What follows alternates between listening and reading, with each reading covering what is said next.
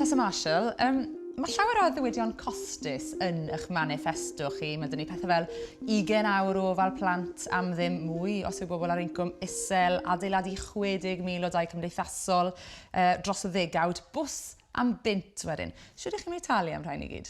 So, ni'n gwybod ar hyn o bryd fod y sefyllfa yn Cymru ddim yn gweithio, mae pobl yn ffeindio hi'n go anodd i just wneud y pethau dydd i dydd. Felly mae'r manifesto really yn ffocysu arno creu y newid systemig mwyn dod â costau byw i lawr, oherwydd dydyn ni ddim yn gallu fforddio talu 300 pint a extra arno biliau, egni ni, ac dyw'r economi methu fforddio pobl dys bod yn aros gatre. Mae'r IFS, sefydliad cyllidol, sydd wedi asesu'ch manifesto chi'n dweud os ych chi'n realistig am yr addewidion gwariant mewn eich manifesto chi, bydd rhaid wneud toriadau mawr neu godi trethu. Felly pa'n o'r reina ych chi'n mynd i fod yn gwythio amdano fe? Ni ddim yn meddwl mae'n un dewis neu'r llall. Mae IFS gyda syniadau am sut yr economi cael ei redeg. Wel, maen nhw'n edrych ar gyllideb Llywodraeth Cymru. Maen nhw'n gwybod beth sy'n fforddiadwy.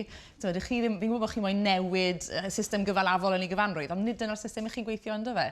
Felly, dan y drefniadau hyn, ych chi'n mynd i dorri gwasanaethau neu ych chi'n mynd i godi trethu? Wel, ni ddim yn mynd i wneud un ohonyn nhw oherwydd ni'n mynd i bod yn gwythio ar gyfer creu y system newydd lle ni'n gallu fforddio wneud y pethau yma. Ni'n gwybod ar hyn o bryd fod pobl yn aros gatref oherwydd maen nhw'n methu fforddio edrych ar ôl plant nhw, so maen nhw'n methu fforddio gofal plant. Ac mae hyn yn meddwl mae nifer o pobl ddim yn talu like national insurance, so ni angen cael y pobl yna nôl yn gweithio. OK, ond chi'n cydnabod ar hyn o bryd, a ddewidion yma ddim wedi costio, achos chi'n methu wneud i'r ffigurau, i'r mathemateg gweithio dan y gyllideb ar y fel. Chi'n cydnabod hynny? Bydd y mathemateg yn gweithio os ni'n gweithio am polisiau penodol, a roeddwn ni wedi wneud ar gyfer y rai specific, fel y wymhawn buses, fel y land value tax, fel ar gyfer gofal plant. Ond ni'n gwybod fod yr holl manifesto, mae e fel yn cynllun, mae ddim yn gyllideb. So, ni ddim yn mynd i ddweud, mae'r holl beth wedi cael ei costo, ond dyma'r math o bethau fyddwn ni'n gwythio amdano os ni'n cael ein ethol. Iawn. Un o'ch polisiau mawr chi yw mwy o reolau ar dau rhent a'r sector rhentu preifat. Nawr, yng nghenhadledd y Blaid Werdd Cymru a Lloegr nôl yn Hydref llynedd, nath eich plaid chi basio cynnig i gael gwared ar landlordiau preifat, to seek the effective abolition of private landlordism oedd y geiriad. A dyna i chi moyn yng Nghymru felly? Ni yn gweithio ar gyfer y system sydd yn gweithio ar gyfer tenantiaid, sydd yn gweithio ar gyfer pobl. Os landlordiau preifat yn yr system yna? Wel, wrth gwrs, dyn ni ddim yn gallu just cael gwarod ar landlordiau. Ni'n gwybod fod gyda nhw rôl i chwarae yn yr economi ar gyfer rhoi tai bobl, ac ar hyn o bryd fel yn reality, ni'n gwybod fod y system ddim yn gweithio ar gyfer landlordiau neu ar gyfer y tenantiaid. Trwy rewi rentu, fyddwn ni'n gallu sicrhau fod costau ddim yn codi, ac wedyn fyddwn ni'n edrych ar y system i sicrhau fod e'n actually yn gweithio ar gyfer y pobl Cymru. Ac mae hyn yn dod llaw yn llaw gyda adeiladu fwy o tai social housing. Felly, i fod yn glir, chi yn gyfforddus gyda'r syniad o landlordiau preifat yng Nghymru? Chi'n hapus bod nhw yn parhau i fodoli yn y system o ddarparu tai?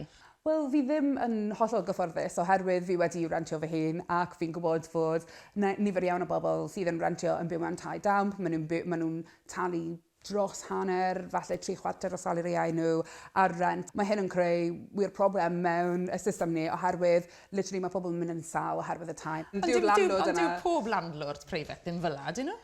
Well, chi yn bod yn galed iawn ar landlordiau preifat. Chi'n gweud bod nhw gyd yn neud hynny? A bod nhw gyd yn anghyfrifol ac yn caniatáu i'w tai nhw fod mewn cyflwr gwael i'w tenantiaid? Mae yna nifer iawn o landlordiau sydd ddim yn edrych ar ôl y tai. Ni'n gwybod fod ni gyda stoc tai sydd yn moldy iawn. Felly mae'n really bwysig fod ni'n cael gafel gyda'r system yma oherwydd ar hyn o bryd dyw e ddim yn gweithio. Ond chi'n gallu codi safonau heb gael gwared ar landlordiau preifat, ond dyw nhw'n ddigon i chi? Achos chi'n sôn am esiamplau gwael fyna, a derbyn bydde neb yn dymuno i bobl fyw yn yr amgylchiadau hynny, ond mae modd wneud hynny heb cael gwared ar landlordiau preifat, ond dyw hynny'n ddigon da i chi?